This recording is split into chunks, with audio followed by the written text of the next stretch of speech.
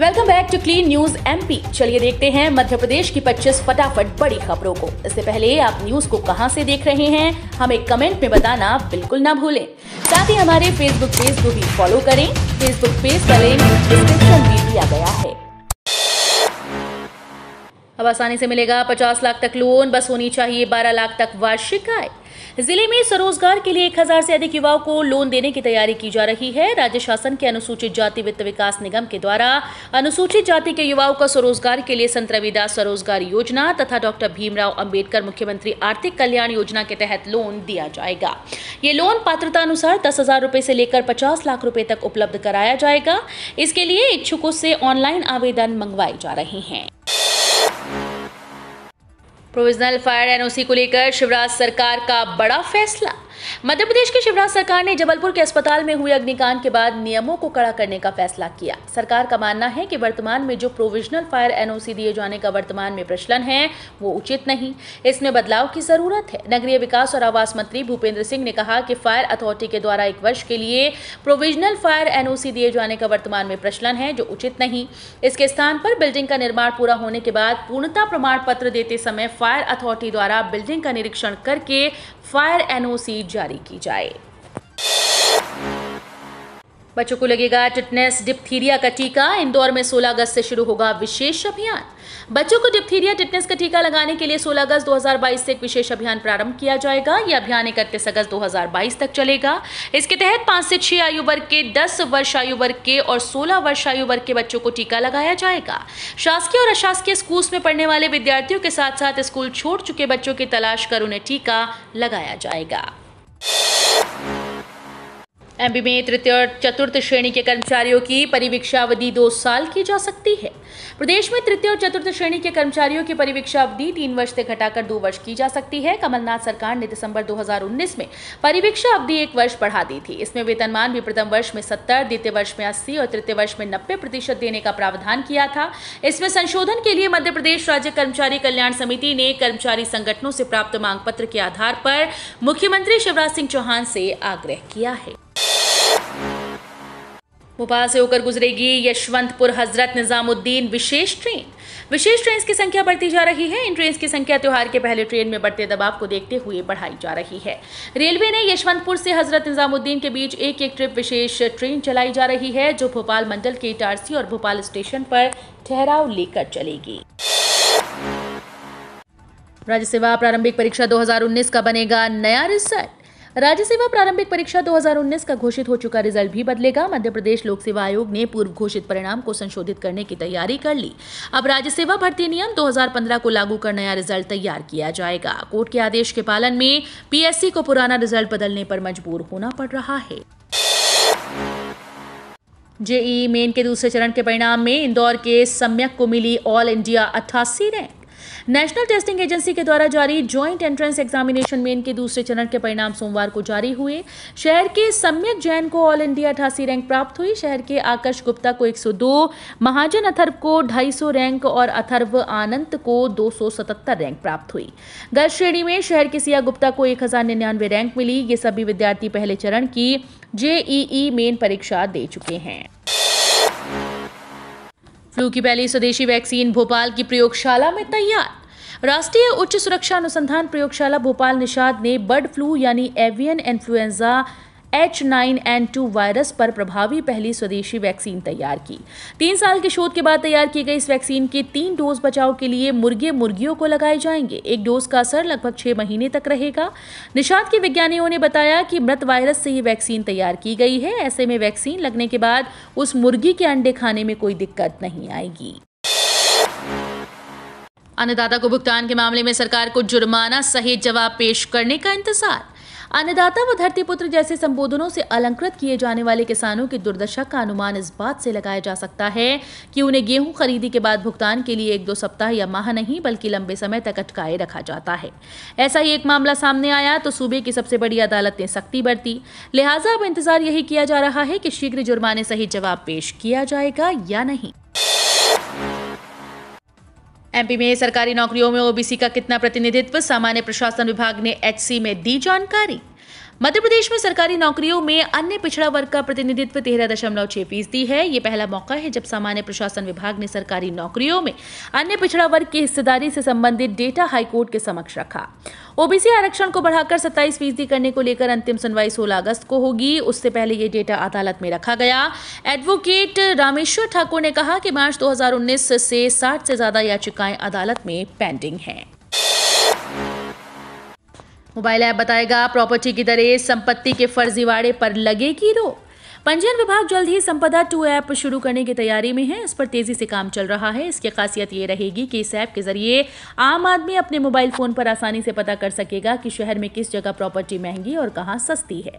साथ ही जमीन से संबंधित फर्जीवाड़े पर भी रोक लगेगी। दरअसल कृषि भूमि और घर की रजिस्ट्री कराने के लिए खसरे में प्रॉपर्टी का नामांतरण और बंटान होने पर ही ये सॉफ्टवेयर काम करेगा। बिजली पर सब्सिडी का पावर कंपनीज का 2.5 लाख करोड़ रुपया उधार।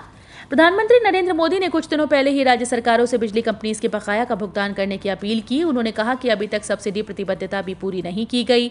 मोदी जी ने कहा कि बिजली उत्पादन और वितरण से जुड़ी कंपनीज का करीब 2.5 लाख करोड़ रुपया राज्यों के पास बकाया है। उन्होंने खेद जताया कि राज्य सरकारों ने अभी तक बिजली कंपनीज को 75,000 करोड़ रुपए की अपनी सब्सिडी प्रतिबद्धता भी पूरी नहीं की। देश भर में अब निजी कंपनीज ही बनाएंगी नेशनल हाईवे। अब देश भर में निजी कंपनीज ही नेशनल हाईवे बनाएंगी। सरकार ने दशकों पुरानी नेशनल हाईवे निर्माण नीति में आमूलचूल परिवर्तन किया।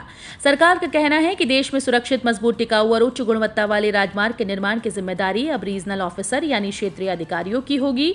राष्ट्रीय राजमार्ग परियोजना की ग्राउंड रिपोर्ट यानी प्री फिजिबिलिटी रिपोर्ट तैयार करने से लेकर राजमार्ग के निर्माण, देखरेख और रखरखाव यानी मरम्मत के काम करने का जिम्मा भी किसी निजी कंसल्टेंट कंपनी का होगा। चप्पल पहनकर मोटरसाइकिल चलाना पड़ेगा महंगा। मोटर व्हीकल अधिनियम के अनुसार भारत में मोटरसाइकिल चलाते समय एक निश्चित कपड़े पहनना अनिवार्य है। इन्हीं नियमों में एक फुल शूज पहनना अनिवार्य है। अगर आप चप्पल पहनकर मोटरसाइकिल चलाते हैं तो आपको चालान का सामना करना पड़ सकता है। इस कृत्य के लिए यातायात पुलिस आपका 1000 रुपए तक का चालान काट सकती है। इसलिए मोटरसाइकिल चलाते समय जूते जरूर पहने। इसी तरह मोटरसाइकिल के पीछे की सीट पर बैठे हुए इंसान को हाफ पैंट नहीं पहनना चाहिए। इसके लिए भी मोटर व्हीकल एक्ट के तहत 2000 रुपए का जुर्माना लगाया जा सकता है। अच्छी वर्षा से बांध भरे फिर भी सस्ती बिजली उत्पादन से परहेज। जल विद्युत परियोजना से पैदा की जाने वाली सस्ती बिजली से भी बिजली कंपनीज परहेज कर रही हैं। यही वजह है कि कई जल विद्युत इकाइयों से बिजली उत्पादन ठप पड़ा है। टोंस हाइडल प्रोजेक्ट की 105 मेगावाट की 3 नंबर इकाई फिर से बंद हो गई। ये 750 दिन बंद रहने के बाद 13 जुलाई को शुरू की गई थी। ये इकाई प्रतिदिन 25 लाख यूनिट बिजली का उत्पादन कर सकती है, लेकिन बांध भरे होने के बाद भी 2 वर्ष से उत्पादन नहीं हो रहा। मात्र 25 पैसे प्रति यूनिट खर्च पर इससे बिजली उत्पादन होता है। सातवें आसमान से गिरा सरसों तेल का दाम, नया एमआरपी देख झूम उठे लोग। भारत पाम के तेल का दुनिया का सबसे बड़ा आयातक है। भारत के सॉल्वेंट एक्सट्रैक्टर्स एसोसिएशन के महासचिव बीवी मेहता ने कहा कि पिछले महीने खाना पकाने के तेल की कीमत 300 रुपए से 450 रुपए प्रति टन तक घट गई। इस वजह से कंपनीज जल्द ही तेल की कीमतों में कटौती की घोषणा कर सकती हैं। वेंकैया नायडू की विदाई। राज्यसभा में पीएम मोदी बोले, सदन के कई ऐतिहासिक क्षण आपकी उपस्थिति से जुड़े। उपराष्ट्रपति और राज्यसभा के सभापति एम वेंकैया नायडू को आज प्रधानमंत्री नरेंद्र मोदी और अन्य शीर्ष नेताओं की उपस्थिति में विदाई दी गई। और राज्यसभा में प्रधानमंत्री मोदी ने कहा कि आज हम सब यहां राज्यसभा के सभापति और उपराष्ट्रपति एम वेंकैया नायडू को उनके कार्यकाल के समापन पर धन्यवाद देने के लिए मौजूद हैं। ये सदन के लिए बहुत ही भावुक क्षण है। सदन के कई ऐतिहासिक क्षण आपकी गरिमामयी उपस्थिति से जुड़े हैं। इस दौरान प्रधानमंत्री नायडू को एक स्मृति चिन्ह प्रदान करेंगे। विधानसभा चुनाव के लिए मतदान केंद्र स्तर पर अभिकर्ता नियुक्त करेगी कांग्रेस। वर्ष 2023 में होने वाले विधानसभा चुनाव के लिए प्रदेश कांग्रेस मतदान केंद्र स्तर पर अभिकर्ता नियुक्त करेगी। ये नवंबर 2022 से प्रारंभ होने वाली मतदाता सूची के संक्षिप्त पुनरीक्षण कार्य पर नजर रखेंगे। पात्र मतदाताओं के नाम जुड़वाने और अपात्रों के नाम कटवाने के लिए बूथ लेवल ऑफिसर को दावा आपत्ति प्रस्तुत करेंगे। इसके लिए प्रदेश संगठन ने सभी विधायक और जिला इकाइयों को मतदान केंद्र स्तर पर अभिकर्ता नियुक्त करने के लिए कहा है। मुख्यमंत्री शिवराज सिंह चौहान ने बोट क्लब से किया हर घर तिरंगा अभियान का शुभारंभ। मध्य प्रदेश राज्य पर्यटन निगम की इकाई बोट क्लब भोपाल में मध्य प्रदेश पर्यटन के तिरंगा कार्यक्रम में मुख्यमंत्री शिवराज सिंह चौहान ने हर घर तिरंगा अभियान का शुभारंभ किया। बोट क्लब पर क्रूज लेक प्रिंसेस को फूल मालाओं से सजाया गया। इसी पर सैर कर उन्होंने अभियान की शुरुआत की। पीवी सिंधु ने कॉमनवेल्थ में भारत को दिलाया 19वां गोल्ड। भारत के बैडमिंटन स्टार पीवी सिंधु ने कॉमनवेल्थ गेम्स 2022 में धमाल कर दिया। उन्होंने सिंगल्स फाइनल मुकाबले में कनाडा की वर्ल्ड नंबर 13 मिशेल ली लगातार 2 गेम में करारी शिकस्त दी। दुनिया की नंबर 7 शटलर पीवी सिंधु ने पहला गेम 21-15 से जीता था। पहले गेम में मिशेल ने सिंधु को थोड़ी टक्कर दी थी, लेकिन दूसरे गेम में सिंधु ने उन्हें कोई मौका नहीं दिया। दूसरा गेम भारत की स्टार शटलर ने 21-13 से जीत लिया। इसके साथ ही सिंधु ने कॉमनवेल्थ गेम्स के सिंगल्स में अपना ये पहला गोल्ड जीता। इस हफ्ते लगातार 6 दिन बंद रहेंगे बैंक। अगस्त महीना शुरू हो गया है। अगस्त में आधे से ज्यादा महीने बैंक बंद रहने वाले हैं। इस महीने कुल 18 दिन बैंक बंद रहेंगे। इतना ही नहीं, कई छुट्टियां लगातार पड़ रही हैं। इसी क्रम में इस हफ्ते देश के अलग अलग जगहों पर 6 दिन बैंक बंद रहेंगे। रिजर्व बैंक ऑफ इंडिया ने अगस्त 2022 की छुट्टियों की लिस्ट जारी कर दी है। मध्य प्रदेश में अनेक स्थानों पर भारी वर्षा की परिस्थितियां बन रही। जुलाई माह में प्रदेश को अच्छी वर्षा देने के कारकों में सबसे ज्यादा महत्वपूर्ण कारक रहा अति कम दबाव का क्षेत्र एक बार फिर से बंगाल की खाड़ी में बना। मौसम विज्ञानियों का कहना है कि ये आज और ताकतवर बनकर अवदाब में बदल जाएगा। इसके साथ ही मानसून द्रोणिका नीचे आकर मध्य प्रदेश के बीचों बीच से होकर गुजरेगी। इसके चलते प्रदेश में कई स्थानों पर भारी वर्षा की परिस्थितियां बन रही हैं। सीएम शिवराज का बड़ा ऐलान, एमपी में 1 लाख सरकारी पदों पर शीघ्र भर्ती होगी। मध्य प्रदेश सीएम शिवराज सिंह चौहान ने युवाओं, छात्रों और किसानों को लेकर बड़े ऐलान किए। सीएम शिवराज ने घोषणा की है कि रोजगार हमारी सबसे बड़ी प्राथमिकता है और अगले 1 वर्ष में 1 लाख सरकारी पदों पर भर्ती की जाएगी।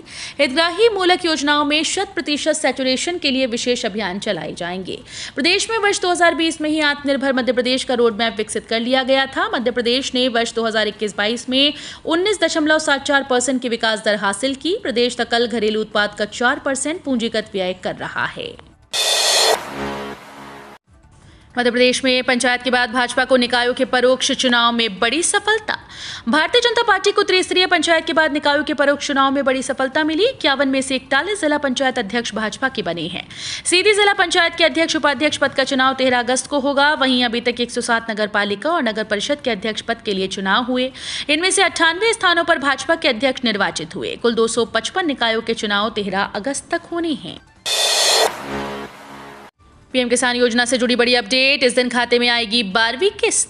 पीएम किसान योजना की 11वीं किस्त किसानों के खाते में मई महीने में जारी की गई थी। इस लिहाज से 4 महीने के अंतराल के बाद अगस्त महीने के अंतिम सप्ताह अथवा सितंबर माह के पहले हफ्ते में किसानों के खाते में किसान सम्मान निधि की 12वीं किस्त जारी की जा सकती है। तो ये थी आज की 25 फटाफट बड़ी खबरें। अगर आपको न्यूज पसंद आई हो तो वीडियो को लाइक और शेयर जरूर करें। धन्यवाद।